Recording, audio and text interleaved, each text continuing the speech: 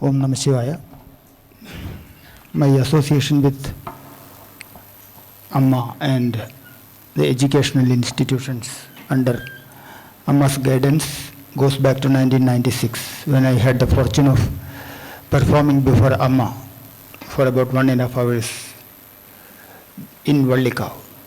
And after that, I had the occasion to play for students during the convocation ceremony in Ettimada College, Coimbatore. And once again in Bangalore also I played for the students, and this is the third occasion where I get an opportunity to present my instrument, which is a very rare instrument, but which is a very heavenly sounding instrument before the student community as a mission to propagate the music, the philosophy of Santoor music, as founded by, as developed by, as devoted by Pandit Shivkumar Sharma. How many of you have heard Pandit Shivkumar Sharma's concerts? Very great thing. How many of the students have seen him? Students. Sorry. You look like a Farosa.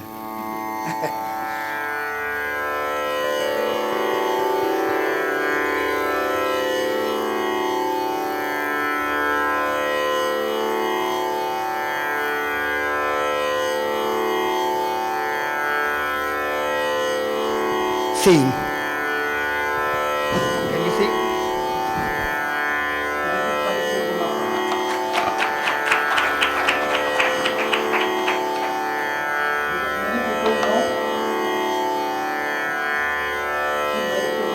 not by the name. Almost all people call him Pandit Shivkumar. Who has all over the world. And Santoor belongs to the valley of Kashmir. It was originally used in the valley of Kashmir for about 2,500 years for a particularly Kashmiri music called Sofiana Musiki, for Sufi music. When the religious hymns of the Sufism were chanted by the musicians, they used to accompany those hymns on the Santoor also, together with a percussion instrument. But it was mentioned in our epics and Vedas with a different name.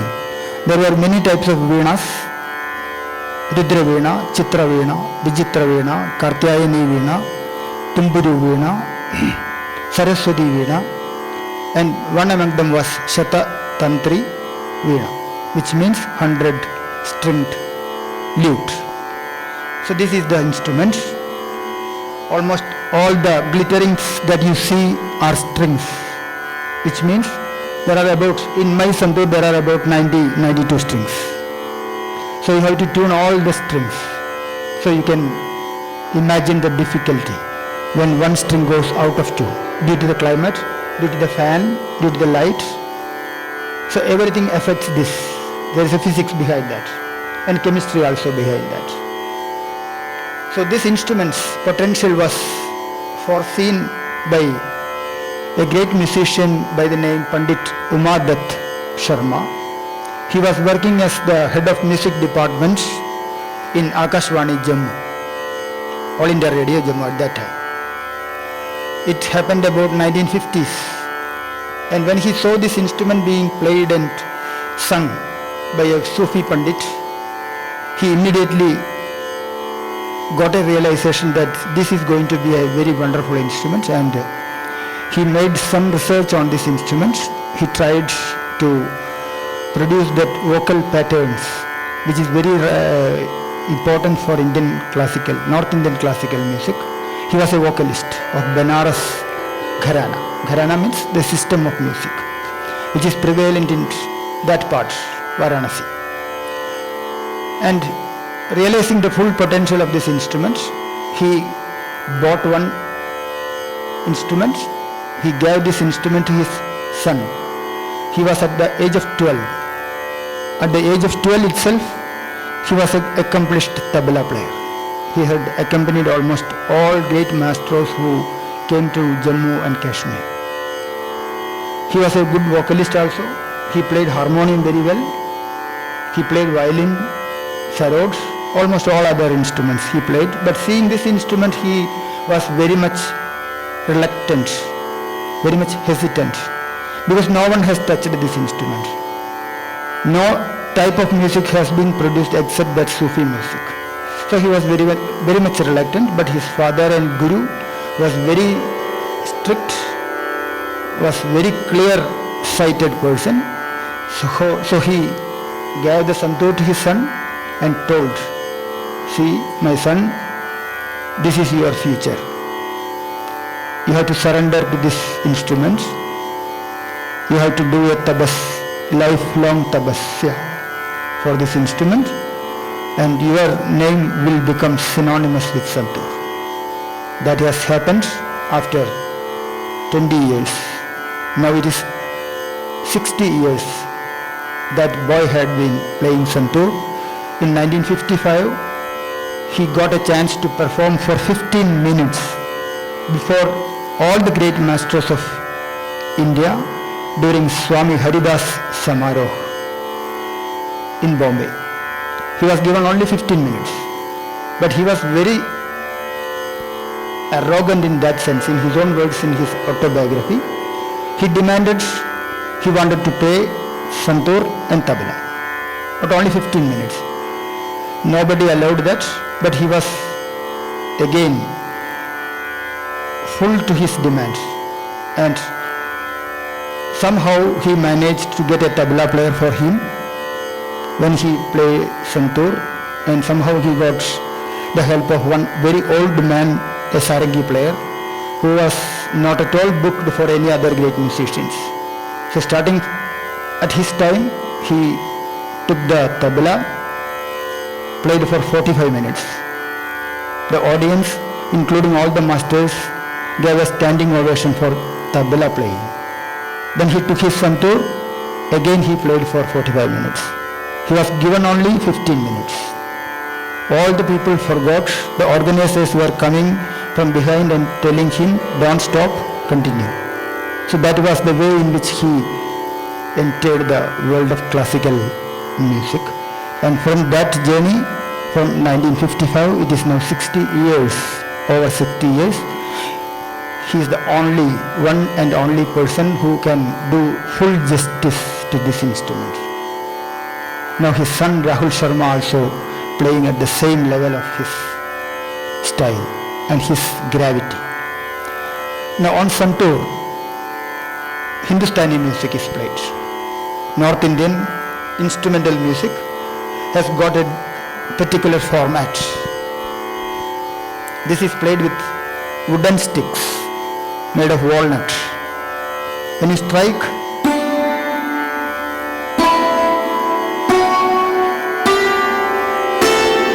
the notes is very short-lived. You cannot do anything. It ends there, which is not at all suitable for Indian classical music. It has to be elongated, it has to be sustained, it has to go from one note to another to create an effect of mint or a gamak. That was not possible with the instrument, and for about 20 years Pandit Shivakumar Sharma was doing research on that, and he evolved a very particular technique by which the notes can be sustained, doing full justice to the soul of this instrument. And only after that his status was recognized and appreciated by the other musicians. I will just demonstrate. It is nowhere near Panditji's style.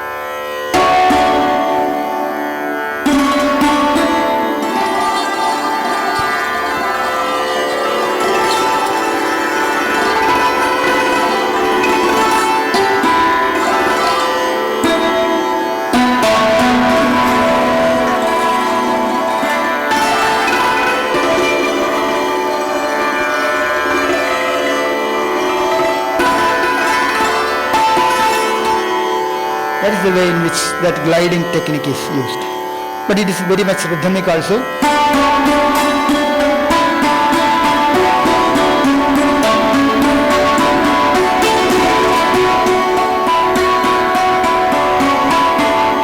So it is both rhythmic and melodious. And by balancing these two techniques, Pandit Shivkumar Sharma evolved a new way of presenting Indian classical music on an open stringed instrument. On all other instruments like sitar, sarod, violin, veena, an open string is never only used for one note. All the other notes can be got by plucking on other sides or by touching on the strings, by creating the harmonics. Only that is happening, but on this instrument only open strings are there. So it took very long time to get a system on an open stringed instrument. In a Hindustani instrumental format, we begin with an alab where this technique is used, mainly used. Then it develops into a rhythmic sense.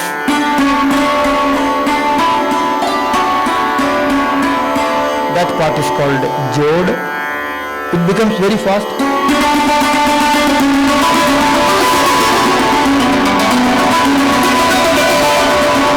When it goes that much fast, it becomes jhala. So alab, jod and jhala comprise the first segment of Indian classical music, instrumental music. And after that we take up compositions. Again it starts very slowly, which is we call vilambit or slow tempo. Then it goes to a medium tempo or madhya lay. Then it goes to a fast tempo, drut lay, ending in adit drut or in a crescendo. It goes very fast, so that it creates the effect of, especially on this instrument, it creates an effect of a waterfall, a chilling waterfall. So that is the way Indian instrumental music on Santoor especially is developed by Pandit Shivkumar Sharma. And as I had got that fortune of learning under Guruji for about 25 years now, we are trying to present before you, before the student community, what is the beauty of this instrument, not what music is. We are not capable of doing that. That can be heard from Pandit Shivkumar Sharma only. We are representing a great culture. To our ability we are doing this. There is something written on the back side. What is that?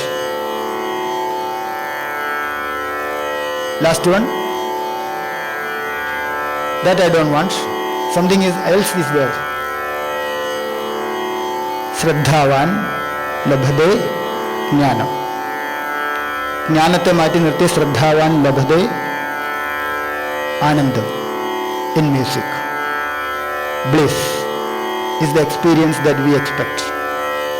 For that, you have to merge with this mother.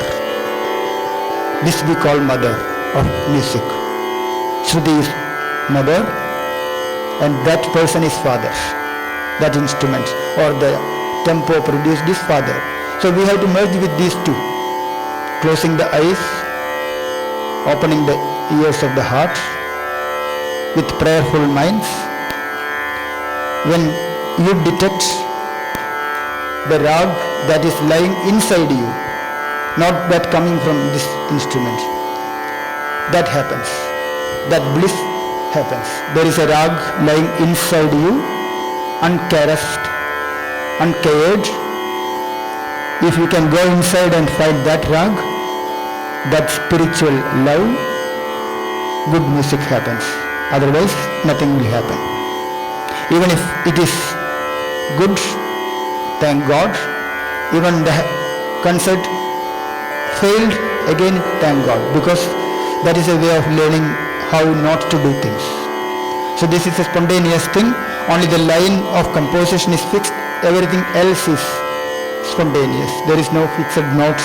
Nothing is there. I am playing the rag Desh, which is very popular.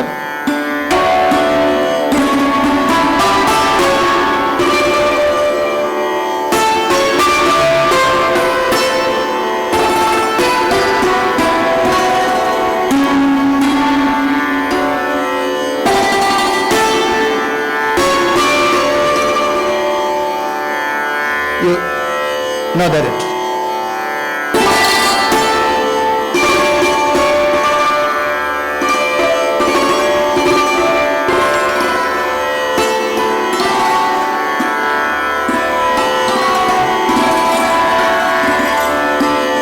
Vande Mataram. అమ్మకి నమస్కారం.